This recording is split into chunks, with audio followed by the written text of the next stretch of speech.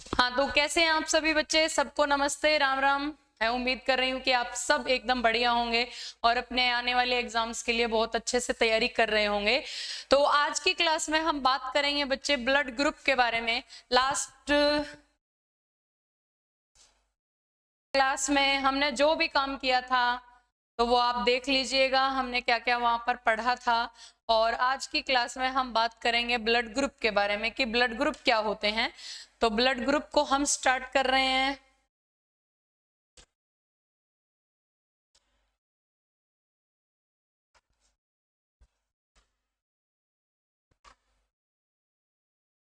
हाँ जी, हमारा आज का जो टॉपिक है वो है ब्लड ग्रुप।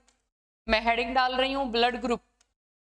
तो बड़े ही अच्छे से हम समझेंगे कि ब्लड ग्रुप होते क्या हैं, यही ब्लड ग्रुप क्यों होते हैं। ब्लड ग्रुप को हम हिंदी में क्या बोलेंगे?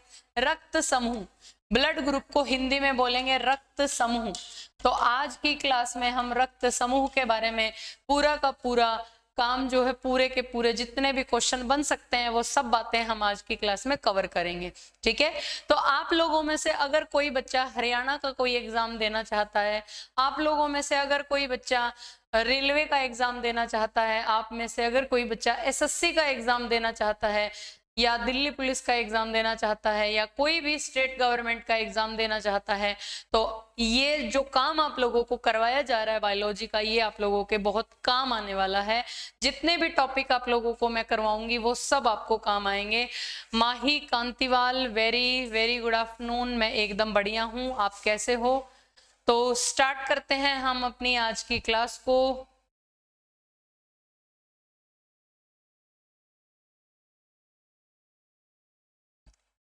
स्टार्ट करते हैं हम आज अपनी क्लास को, ब्लड ग्रुप को। तो सबसे पहली बात कि ब्लड को डिस्कवर किया था, हु डिस्कवर्ड ब्लड ग्रुप, रक्त समूह की खोज किसने की थी? आप लोगों ने एक आदमी का नाम सुना होगा, कार्ल लैंडस्टीनर।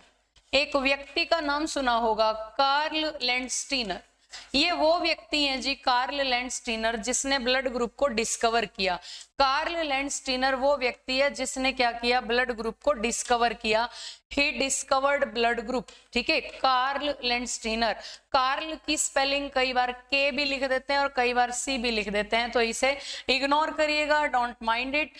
स्पेलिंग थोड़ी बहुत इधर उधर हो सकती है बट उसको इग्नोर करना, क्योंकि यहाँ पे स्पेलिंग मायने नहीं रखती, आंसर ठीक होना चाहिए। कार्ल लैंडस्टीनर जो है ये वो आदमी है जिसने ब्लड ग्रुप को डिस्कवर किया। कार्ल लैंडस्टीनर वो व्यक्ति है जिसने रक्त समूह की खोज की। वेरी गुड आफ्टरनून सभी बच्चों को। कार्ल लैंडस्टीनर ने 1900 से 1902 के दौरान, कार्ल लैंडस्टीनर ने 1900 से 1902 के दौरान क्या किया था? उन्होंने इस टाइम के दौरान पर ब्लड ग्रुप को डिस्कवर किया था। ठीक है, अब बारी आती है कि जो लैंडस्टीनर है बेटा, उस लैंडस्टीनर ने ब्लड ग्रुप को, अब एक बात बताइए मुझे, हमारे ब्लड ग्रुप क्या होते हैं? ए बी और ओ, यही ब्लड ग्रुप होते हैं हमारे। हमारे ब्लड ग्रुप होते हैं ए बी और ओ।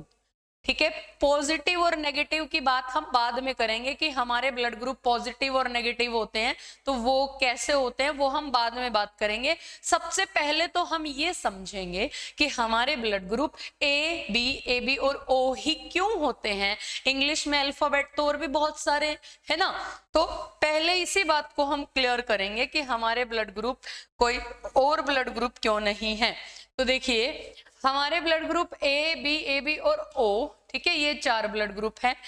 अब बड़े ही ध्यान से सुनना बेटा, जो बात मैं आपको बताने जा रही हूं कि कभी भी अगर ब्लड से जुड़ा हुआ कोई भी रिसर्च किया जाएगा तो कौन सी ब्लड सेल को देखा जाएगा? रेड ब्लड सेल्स को देखा जाएगा। क्या बोला मैंने? कि अगर कभी भी रक्त से, ब्लड से जुड़ा हुआ कोई भी रिसर्च किया जाएगा तो हमेशा किसे देखा जाएगा? रेड ब्लड सेल्स को देखा जाएगा। क्यों देखा जाएगा रेड ब्लड सेल को? क्योंकि हमारे रक्त में जो ब्लड सेल्स, जो रक्त कोशिकाएं पाई जाती हैं, 3 तरह की होती हैं, आरबीसी, डब्ल्यूबीसी और प्लेटलेट्स, 3 तरह की होती हैं। तो तीनों में, आरबीसी, डब्ल्यूबीसी और प्लेटलेट्स, तीनों में किसकी संख्या ज्यादा होती है? आरबीसी की संख्या ज्यादा होती है। इसलिए कभी भी जब रिसर्च किया जाता है, अध्ययन किया जाता है, डिस्कवरी होती है, तो कौन सी ब्लड सेल्स को देखा जाएगा? आरबीसी को देखा जाएगा, क्योंकि आरबीसी की संख्या सबसे ज्यादा है इसलिए। ठीक है, तो लैंड स्टीनर नाम का आदमी जब आरबीसी को देखता है तो इसे कुछ लोगों के ब्लड में आरबीसी के सरफेस पर इस तरह से कुछ दिखाई देता है। ठीक है, अब इस तरह से कुछ दिखाई दे रहा है, आरबीसी के सरफेस पर इस तरह से कुछ दिखाई दे रहा है। ठीक है, इस तरह से कुछ दिखाई दे रहा है। इस कुछ का क्या नाम है? इस कुछ का नाम है ग्लाइकोप्रोटीन। इस कुछ का क्या नाम है? ग्लाइकोप्रोटीन। ठीक है, इसे क्या बोलेंगे? इसे बोलेंगे ग्लाइकोप्रोटीन। ग्लाइकोप्रोटीन। ठीक है, कुछ लोगों के रक्त में आरबीसी की सतह पे कुछ दिखाई देता है और उस कुछ का क्या नाम है? मैं ये कह रही हूं कुछ दिखाई देता है। ठीक है, वो कुछ क्या है? ग्लाइकोप्रोटीन है। ठीक है, आरबीसी की सतह पे कुछ दिखाई दे रहा है। अब कुछ दिखाई दे रहा है, वो ऐसा भी दिख सकता है, ऐसा भी दिख सकता है, कर्व ऐसे। ठीक है, और वो कुछ ना बच्चे ऐसे भी दिख सकता है। वो कुछ जो दिखाई दे रहा है वो ऐसे भी दिख सकता है, भी दोनों ही दिख रहे। ठीक है, और जो ये कुछ दिखाई दे रहा है वो चाहे किसी भी तरीके से दिख रहा हो, किसी भी तरीके से दिख रहा हो, क्या कहेंगे कि ग्लाइकोप्रोटीन प्रेजेंट है। चाहे वो इस तरह से दिखे कुछ, या कुछ ऐसे दिखे, या फिर कुछ इस तरीके से और इस तरीके से, दोनों तरह से दिखे। क्या कहा जाएगा कि आरबीसी की सतह पर, on the surface of RBC glycoprotein is present. ठीक है, वही लैंड स्टीनर को ऐसे आदमी भी मिले जहां पर आरबीसी के सरफेस पर कुछ भी दिखाई नहीं दिया। लैंड स्टीनर को ऐसे लोगों का ब्लड भी मिला जब आरबीसी की सतह पे कुछ भी दिखाई नहीं दिया। कुछ भी दिखाई नहीं दिया मतलब ग्लाइकोप्रोटीन दिखाई नहीं दी। तो कितने केस हो गए? 2 केस हो गए। एक केस तो क्या है बेटा कि ग्लाइकोप्रोटीन का दिखाई देना, और एक केस क्या है? ग्लाइकोप्रोटीन का दिखाई ना देना। 2 केस हो गए ना। एक केस तो क्या है? ग्लाइकोप्रोटीन का दिखाई देना, और दूसरा केस क्या है? ग्लाइकोप्रोटीन का दिखाई ना देना। ग्लाइकोप्रोटीन का दिखना यानी कि प्रेजेंस ऑफ ग्लाइकोप्रोटीन, और दूसरा क्या है? Absence of glycoprotein. 2 केस हो गए। एक केस में तो आरबीसी के सरफेस पे कुछ दिखाई दे रहा है, दूसरा केस क्या है कि आरबीसी के सरफेस पर कुछ दिखाई नहीं दे रहा, और कुछ क्या है? ग्लाइकोप्रोटीन है कुछ। तो ग्लाइकोप्रोटीन दिख रही है और ग्लाइकोप्रोटीन नहीं दिख रही। कितने केस हो गए? 2 केस हो गए। 2 केस हो गए, एंटीजन और एक एंटीबॉडी। एंटीजन और एक क्या हो गया? एंटीबॉडी।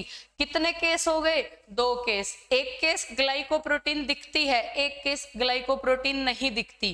ठीक है, तो जब ग्लाइकोप्रोटीन दिखती है तो हम क्या कहेंगे?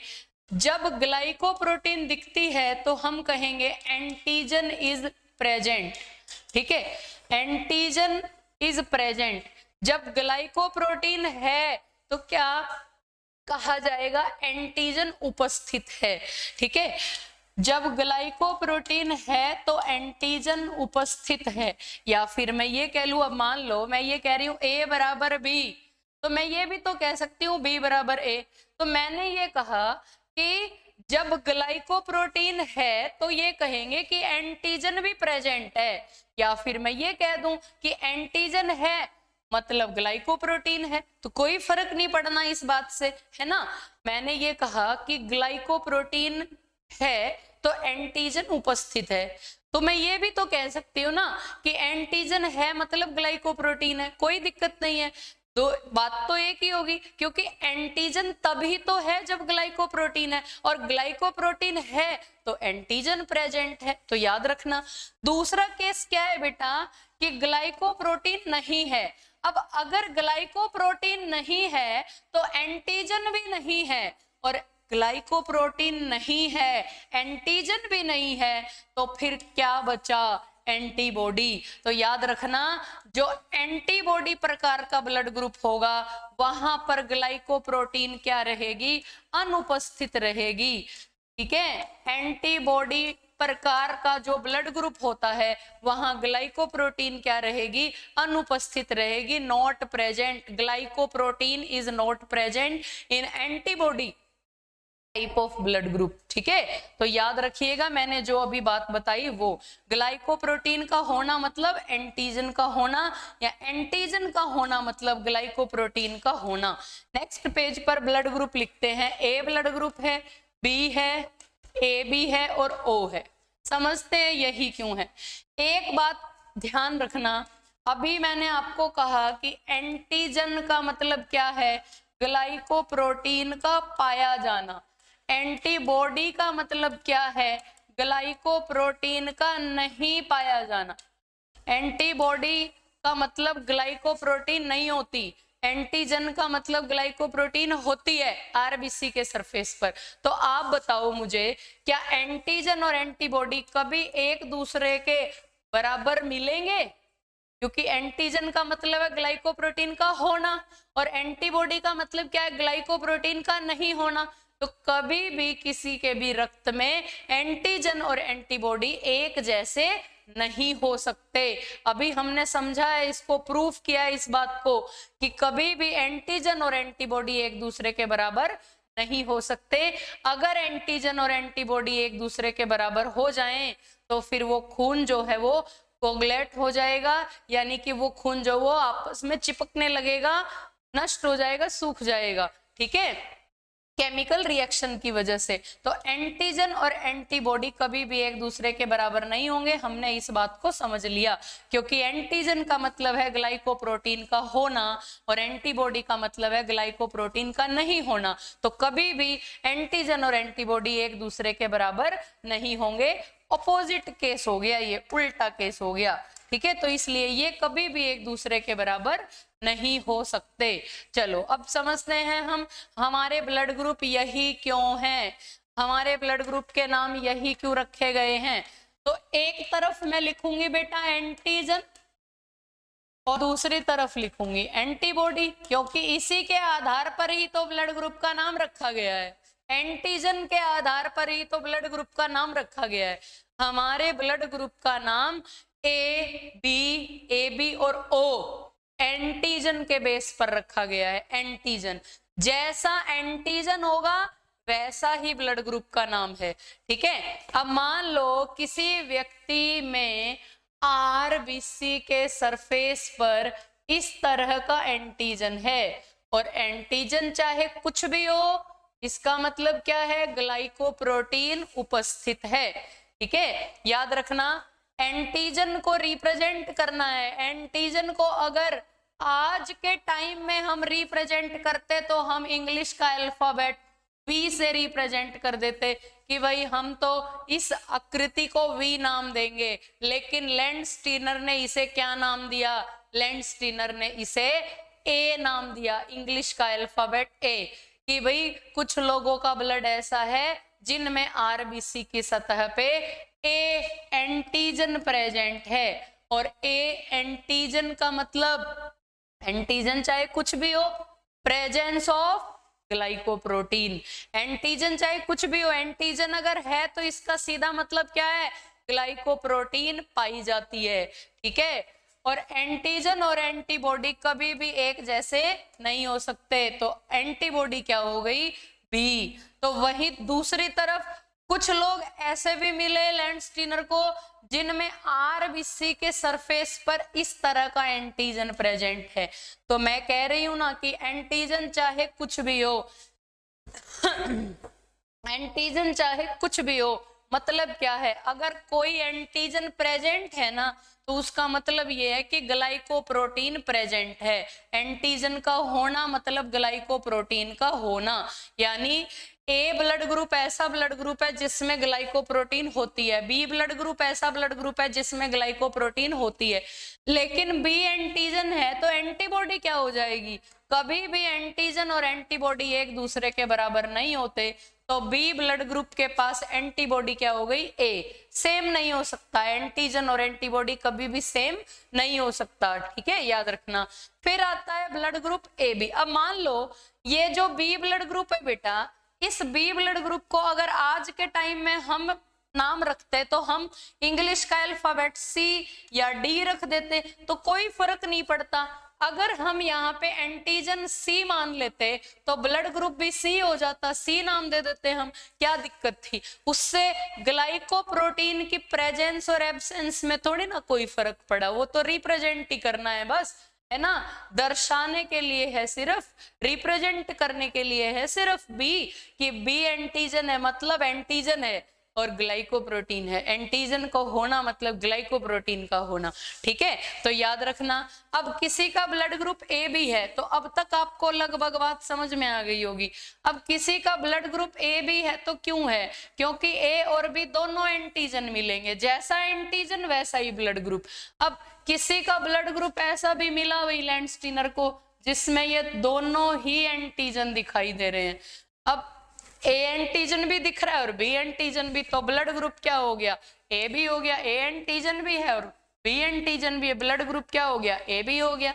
लेकिन यहाँ पर एंटीबॉडी क्या हो जाएगी, एंटीबॉडी हो गई जी जीरो, एंटीबॉडी जीरो, क्योंकि जब ए था तो एंटीबॉडी बी थी, जब बी एंटीजन था तो एंटीबॉडी ए थी, तो अब तो दोनों ही एंटीजन आ गए तो एंटीबॉडी तो जीरो ही होगी। ए बी ऐसा ब्लड ग्रुप होता है जिसमें जीरो एंटीबॉडी होती है, ए बी ब्लड ग्रुप के पास जीरो एंटीबॉडी होती है, याद रखना, ए बी के पास जीरो एंटीबॉडी होती है, ठीक है। अब आ जाओ इधर, जो अगला ब्लड ग्रुप है हमारा जिसका नाम है ओ, ठीक है। मैं अगर आप लोगों को ये कहूं कि बेटा ये ओ नहीं है ये जीरो है, ठीक है, जीरो इंग्लिश के कौन से अल्फाबेट से मैच करेगा, जीरो मैथ में जो हम जीरो लगाते हैं इंग्लिश के किस अल्फाबेट से मिलता है, ओ से मिलता है। तो ये जो यहाँ पे लिखा है ये इंग्लिश के अल्फाबेट ओ से मैच करता है, तो अब ये ओ है, ठीक है। हमारा ब्लड ग्रुप ओ क्यों है, क्योंकि बेटा लैंड स्टीनर को ऐसा ब्लड भी मिला जहां पर लैंड स्टीनर को ऐसा ब्लड भी मिला जहां पर एंटीजन जीरो है। अब एंटीजन अगर जीरो है तो मैंने कहा जैसा एंटीजन वैसा ही ब्लड ग्रुप, एंटीजन अगर जीरो है तो जीरो के जैसा इंग्लिश का कौन सा अल्फाबेट है, ओ, तो इसलिए ओ ब्लड ग्रुप है। नहीं तो कोई और ब्लड ग्रुप हो जाता, क्या दिक्कत थी, क्योंकि एंटीजन नहीं है, एंटीजन क्या है, जीरो है।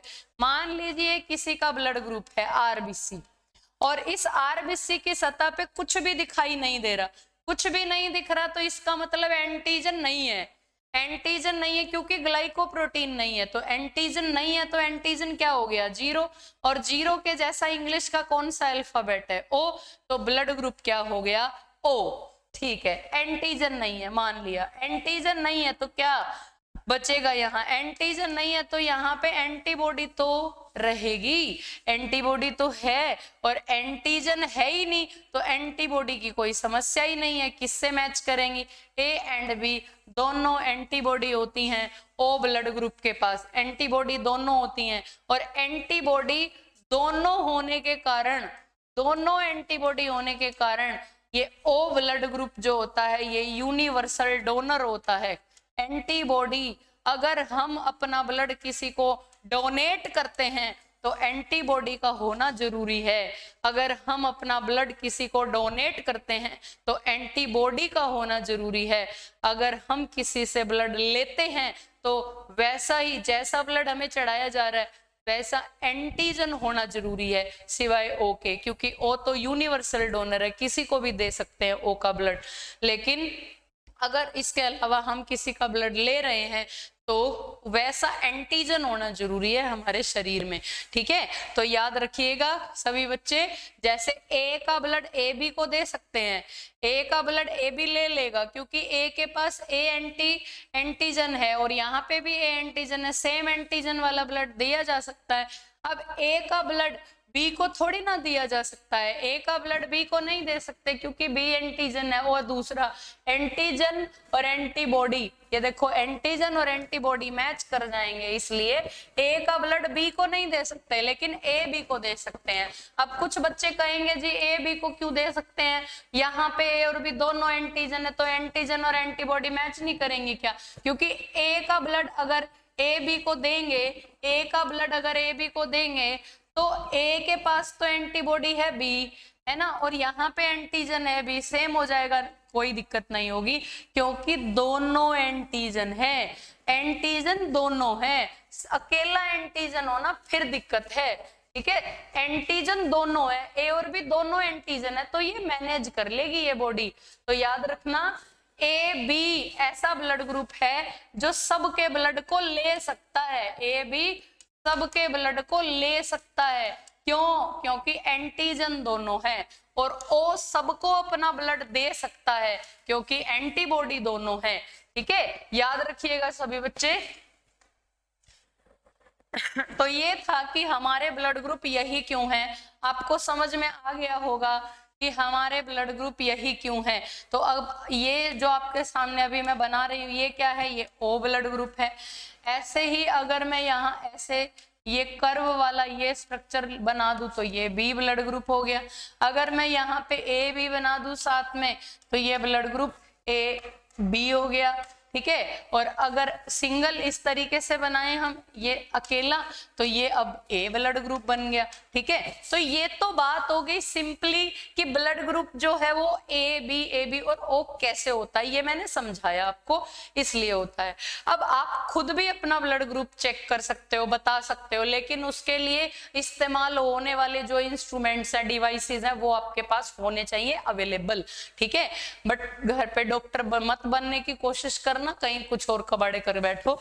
तो इसलिए ये डॉक्टर से ही मतलब समझ में आ गया कि कैसे आपको लैब के अंदर, लेबोरेटरीज के अंदर आपको बता दिया जाता है कि आपका ब्लड ग्रुप क्या है। तो ये दिखता है इसलिए वो बता दिया जाता है, याद रखना। तो ये याद रखने के लिए, समझाने के लिए बहुत ही बढ़िया तरीका है, आप लोगों को समझ में आ गया होगा। अब बात करते हैं हमारे ब्लड ग्रुप पॉजिटिव और नेगेटिव क्यों होते हैं। पॉजिटिव और नेगेटिव, एक प्रोटीन है बेटा RH फैक्टर। RH फैक्टर क्या है? एक प्रोटीन है। RH फैक्टर का पूरा नाम है रीसस फैक्टर, रीसस, RH का पूरा नाम है रीसस, ठीक है। इस प्रोटीन का ग्लाइकोप्रोटीन से कोई लेना देना नहीं है, ग्लाइकोप्रोटीन से बिल्कुल अलग, ग्लाइकोप्रोटीन से बिल्कुल अलग यह प्रोटीन होती है, ग्लाइकोप्रोटीन से बिल्कुल अलग यह प्रोटीन होती है। चाहे ग्लाइकोप्रोटीन हो या ना हो, इसको कोई मतलब नहीं है उसकी प्रेजेंस और एब्सेंस से।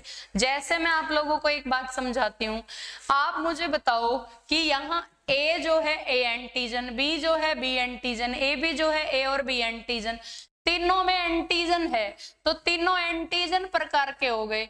एक अकेला ओ ब्लड ग्रुप ऐसा है जिसमें 0 एंटीजन है तो ये ब्लड ग्रुप हो गया एंटीबॉडी प्रकार का। एंटीबॉडी प्रकार का ब्लड ग्रुप एक ही होता है ओ, बाकी के तीनों जो है वो एंटीजन प्रकार के हैं, यानी तीनों में ग्लाइकोप्रोटीन होती है, ठीक है, याद रखना। तो यहाँ पे आप मुझे बताइए कि ओ पॉजिटिव भी होता है और ओ नेगेटिव भी होता है, और O के पास तो ग्लाइकोप्रोटीन होती ही नहीं, जबकि A पॉजिटिव भी होता है और A नेगेटिव भी होता है जिसमें ग्लाइकोप्रोटीन होती है, B पॉजिटिव होता है, B नेगेटिव भी होता है जिसमें ग्लाइकोप्रोटीन होती है। तो ग्लाइकोप्रोटीन की प्रेजेंस और एब्सेंस से कोई मतलब नहीं है RH फैक्टर को। RH फैक्टर एक ऐसी प्रोटीन है जो ग्लाइकोप्रोटीन से अलग है, ठीक है। अगर ये प्रोटीन किसी के ब्लड में प्रेजेंट है तो ब्लड ग्रुप पॉजिटिव हो जाएगा। रीसेस फैक्टर अगर प्रेजेंट है तो ब्लड ग्रुप पॉजिटिव हो जाएगा। अगर ये प्रोटीन प्रेजेंट नहीं है तो ब्लड ग्रुप नेगेटिव हो जाएगा। याद रखना, रीसेस फैक्टर एक ऐसी प्रोटीन है, रीसेस फैक्टर एक ऐसी प्रोटीन है जो सबसे पहले मकाका रीसस जाति का बंदर है, मकाका रीसस स्पीशीज, ठीक है, मकाका रीसस जाति, मकाका रीसस स्पीशीज या मकाका रीसस जाति के बंदर के रक्त में, मकाका रीसस जाति के बंदर के रक्त में इस प्रोटीन का पता चला सबसे पहले 1940 में। किसने डिस्कवर की?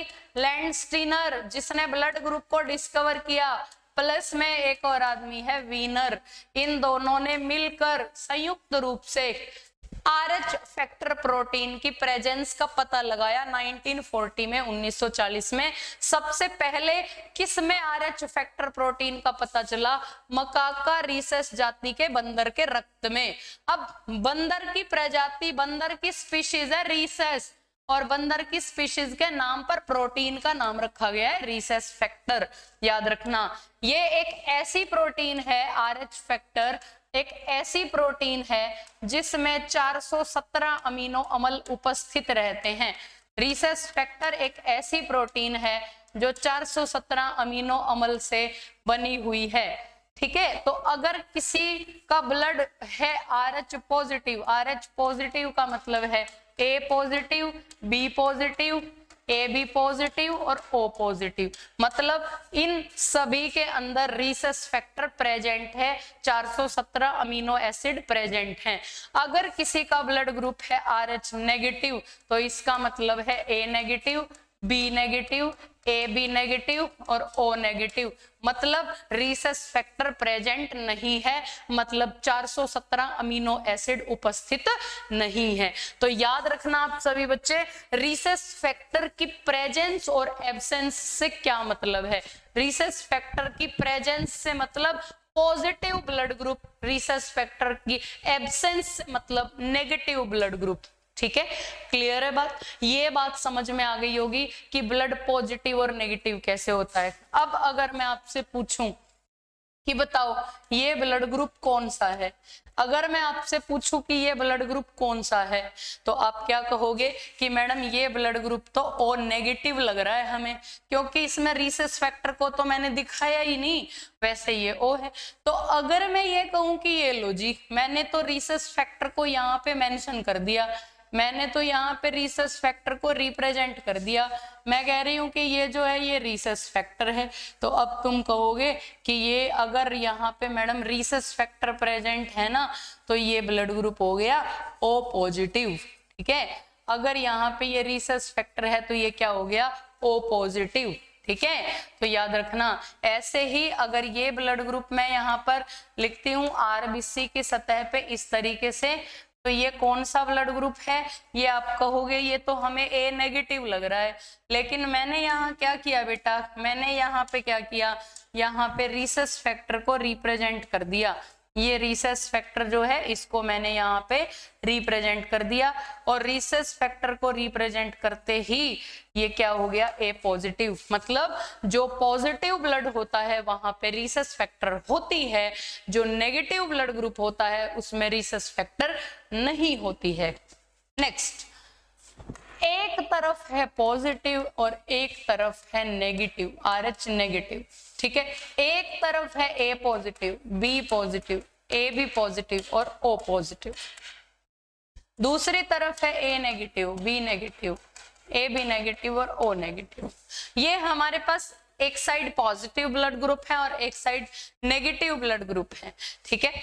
अब यहाँ पर एक केमिकल रिएक्शन को कवर करना, कभी भी पॉजिटिव का ब्लड नेगेटिव को नहीं दिया जाता, कभी भी पॉजिटिव का ब्लड नेगेटिव को नहीं दिया जाता।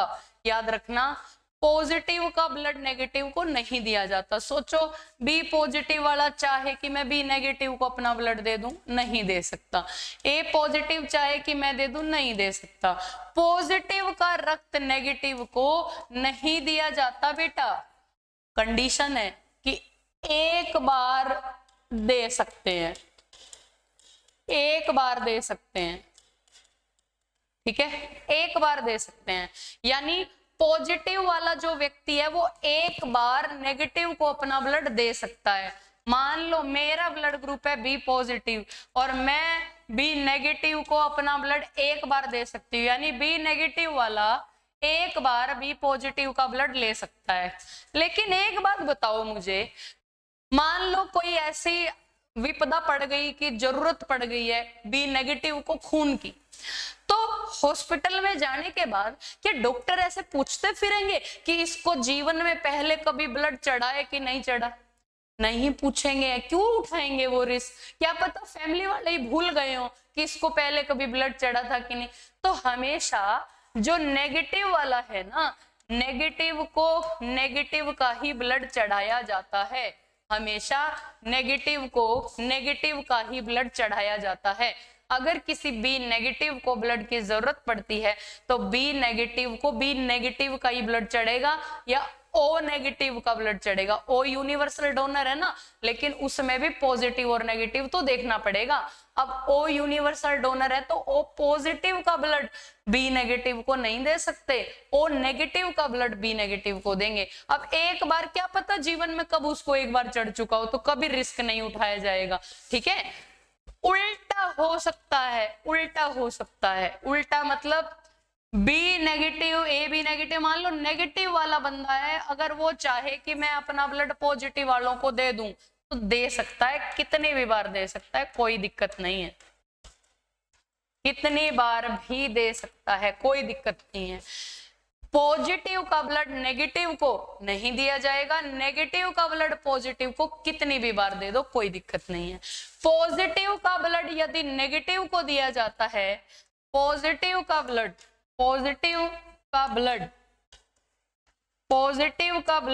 यदि नेगेटिव को दिया जाता है, अब पॉजिटिव मतलब RH पॉजिटिव, यानी कि A पॉजिटिव का ब्लड A नेगेटिव को दे दिया, B पॉजिटिव का ब्लड B नेगेटिव को दे दिया, AB पॉजिटिव का ब्लड AB नेगेटिव को दे दिया। तो अगर ऐसा कभी होता है बेटा, तो ये जो नेगेटिव वाले हैं ना, इनके शरीर में, ठीक है, नेगेटिव के शरीर में, ठीक है, RH पॉजिटिव का रक्त यदि RH नेगेटिव को दिया जाता है तो RH नेगेटिव के शरीर में होने वाली रासायनिक अभिक्रिया, केमिकल रिएक्शन, होने वाली रासायनिक अभिक्रिया यानी केमिकल रिएक्शन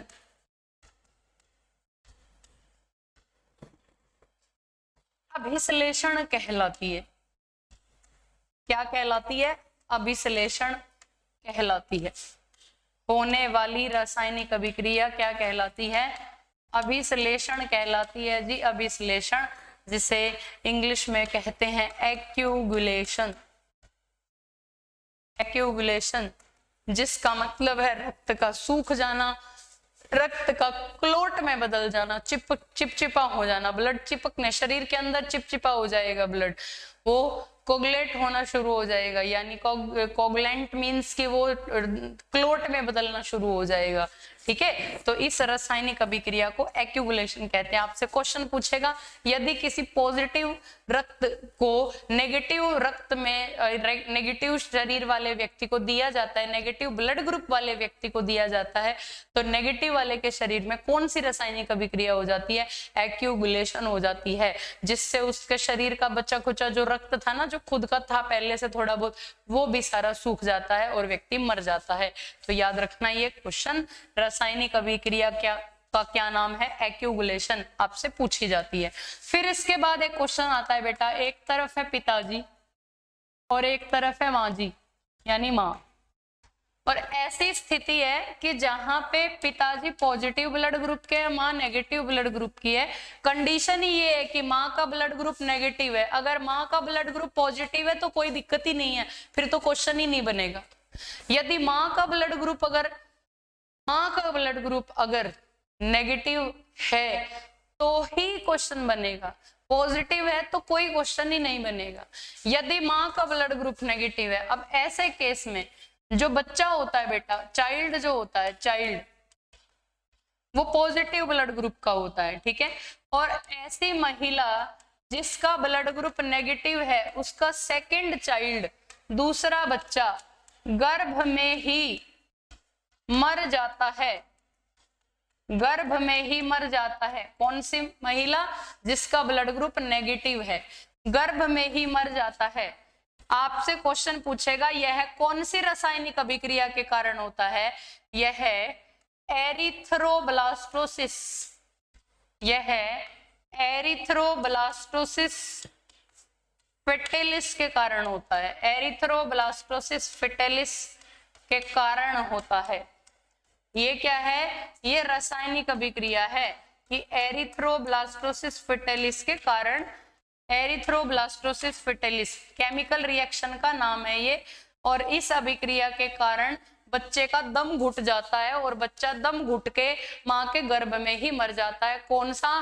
दूसरा बच्चा, दूसरे नंबर वाला बच्चा। अब आप कहोगे पहला बच्चा क्यों नहीं मरा, पहला बच्चा कैसे स्वस्थ पैदा हो गया?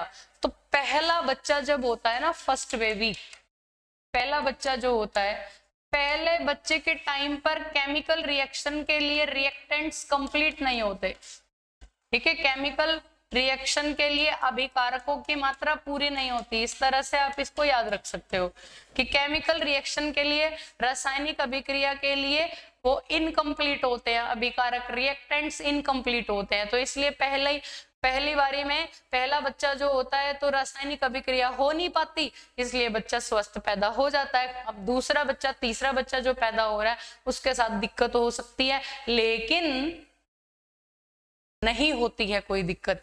क्यों नहीं होती है? क्योंकि अगर कोई महिला नेगेटिव ब्लड ग्रुप वाली है, नेगेटिव ब्लड ग्रुप वाली है, अगर कोई महिला नेगेटिव ब्लड ग्रुप वाली है,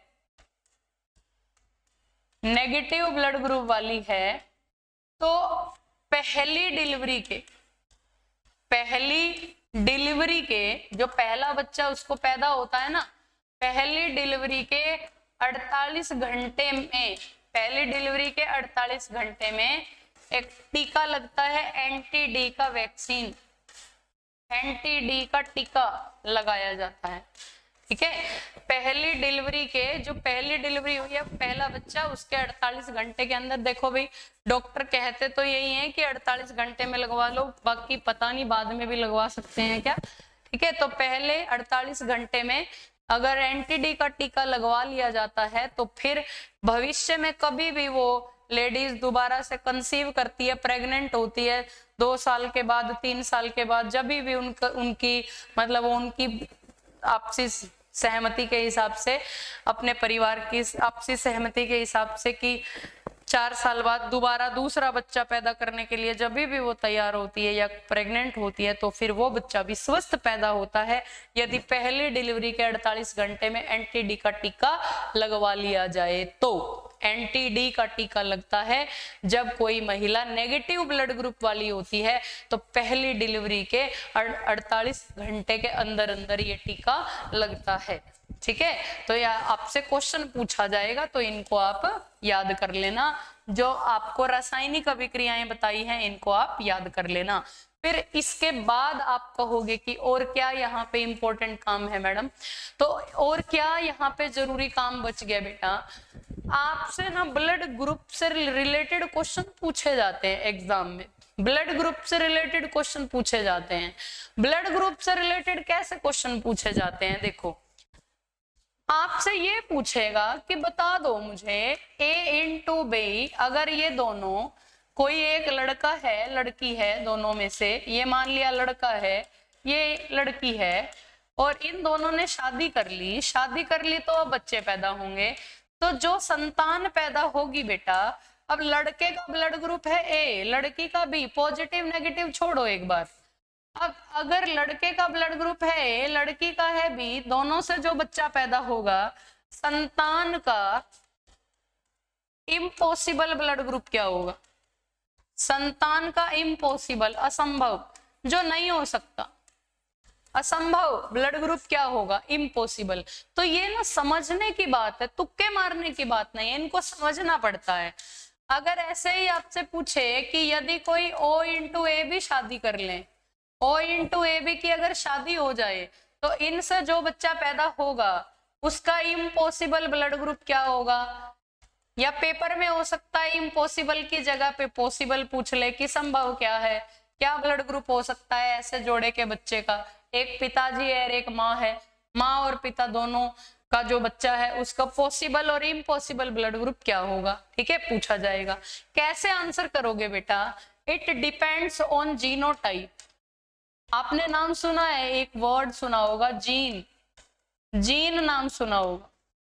जो जीन होते हैं हमारे शरीर में हर कैरेक्टर के लिए, हर लक्षण के लिए जिम्मेदार होते हैं।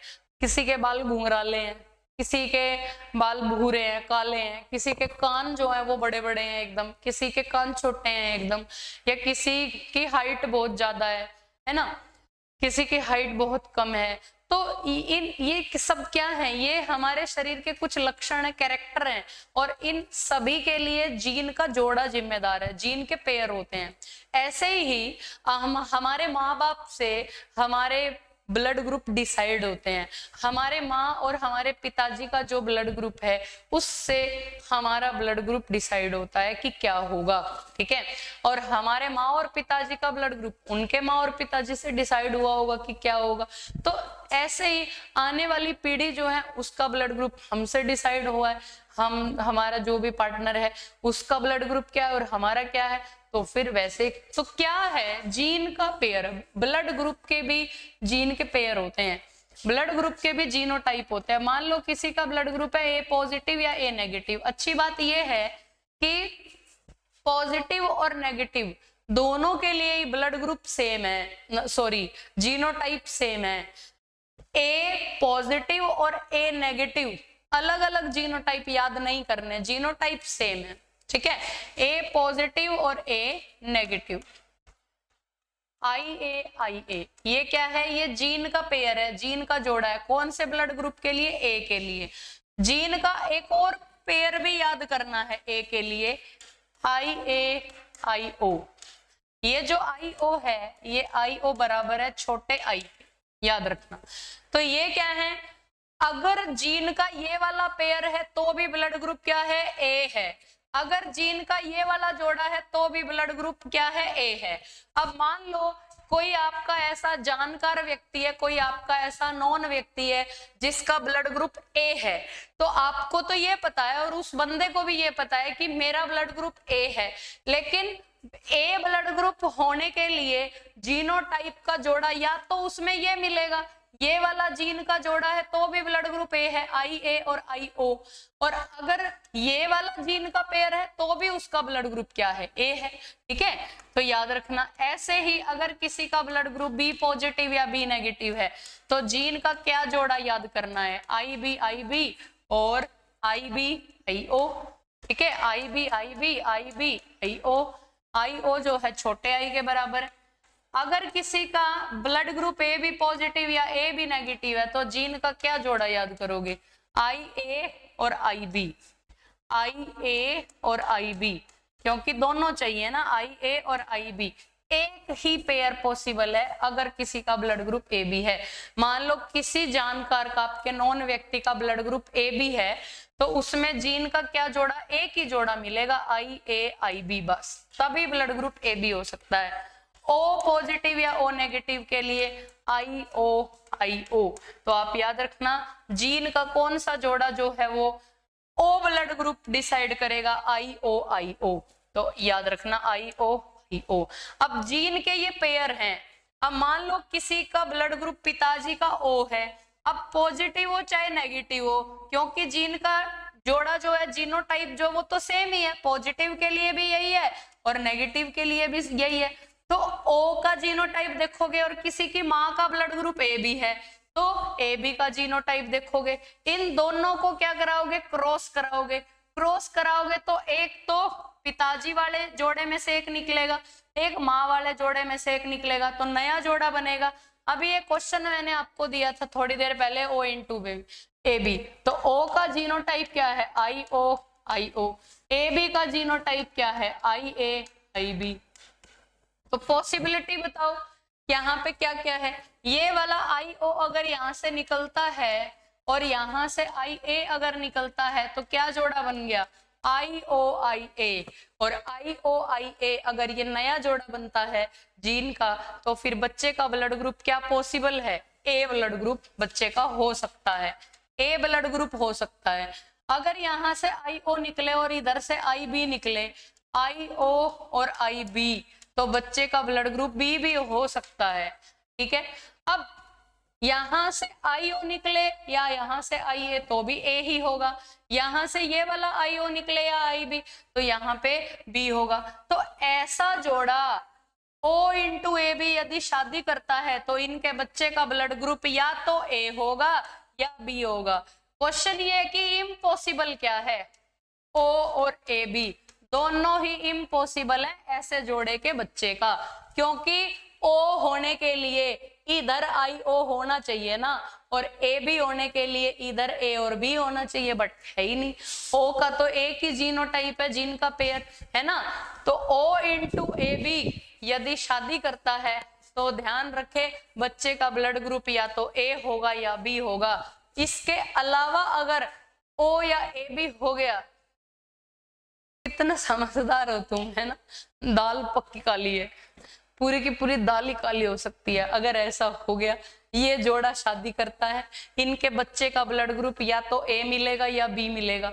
अगर इनके बच्चे का ब्लड ग्रुप O या AB हो गया तो फिर गड़बड़ हो सकती है। तो ध्यान रखना, ऐसी शादी करने वाले जोड़े जो सरकारी नौकरी लगने के बाद जो शादी करेंगे, तो बच्चों का ब्लड ग्रुप बड़ा ध्यान रखना, कहीं तुम धक्के से ही पापा बने बैठे हो, कोई और ही पापा निकले।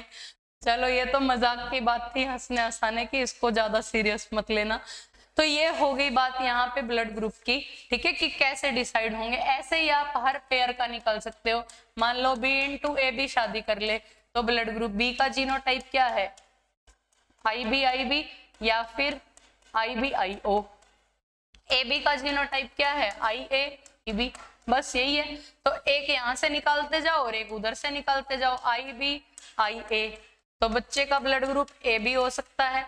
इधर से IB ही निकलेगा हर बारी, IB, और उधर से IB अगर निकल जाए तो बच्चे का ब्लड ग्रुप B भी हो सकता है। इधर से बेटा IO निकल जाए और उधर से IA निकल जाए तो बच्चे का ब्लड ग्रुप A हो सकता है। इधर से IO निकल जाए और उधर से IB निकले तो बच्चे का ब्लड ग्रुप B हो सकता है। यानी ऐसा जोड़ा अगर शादी करता है B इंटू AB तो इनके बच्चे का ब्लड ग्रुप A, B और AB तीनों में से हो सकता है। इनके बच्चे का ब्लड ग्रुप O नहीं हो सकता।